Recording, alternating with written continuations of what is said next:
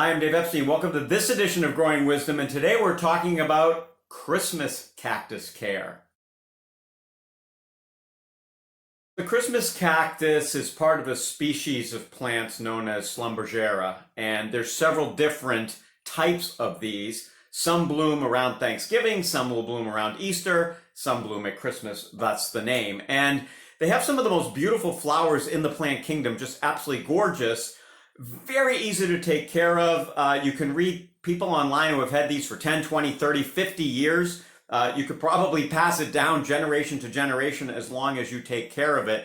Let's talk about some of the things that these like in order to thrive. While Christmas cactus, Thanksgiving cactus are definitely in the cacti family, they are not cactuses that you would find, say, in a desert. They're actually in the higher elevations of parts of Brazil. So they like it cool and moist. Higher humidity. So in your house, these things do not want to be near heaters. They don't want bright, strong sunshine, and they don't want a real environment where it's really warm and really dry. You can see, this particular flower is just about done now, just how beautiful it is. And they come in reds and oranges and pinks and look fantastic. Now, the blooms themselves will start to appear at the ends of the leaves here. So here's one that's not in bloom right now. It has not bloomed in several weeks, and you can see how healthy the plant looks. What I like to do is let these get somewhat dry to the touch, so finger touch, and when they are dry, I give them a little bit of water. I tend to keep them in a window that's bright, but they don't want sun all day long. So we have a lot of light out here, but it's not in super direct sunlight. Here's another little trick. You can put your Christmas cactus in a pot and then put a lot of stones down there.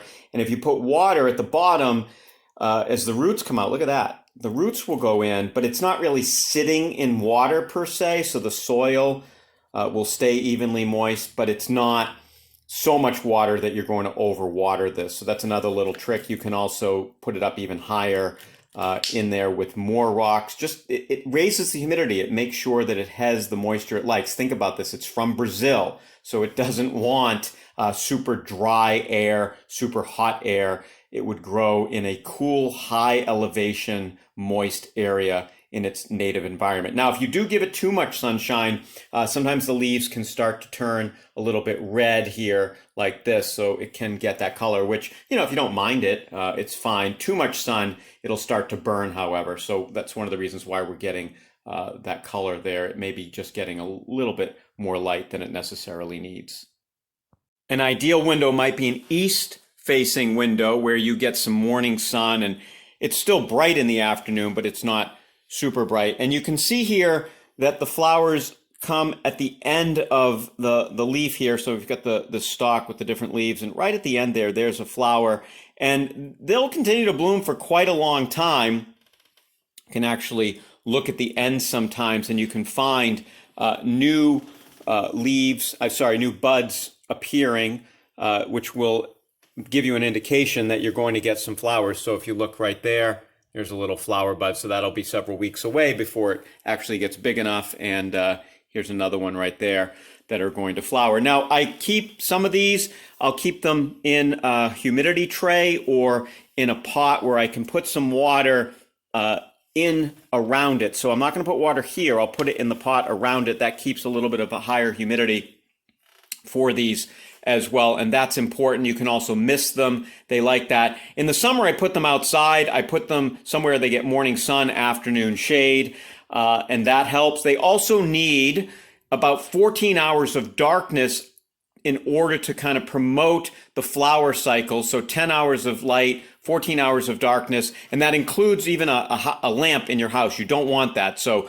if you're only going to bed for 8 hours and the rest of the time it's light, it's not going to flower. Also, it needs to be cool. So if you get these down to 55 degrees during the night with the darkness, they're going to really start to set their flowers pretty nicely as well. I hope this was helpful. A lot of information out there about how to keep these healthy, happy, blooming. And remember, they are not cactuses that you find in a desert. They are from Brazil. For Growing Wisdom, I'm Dave Epstein.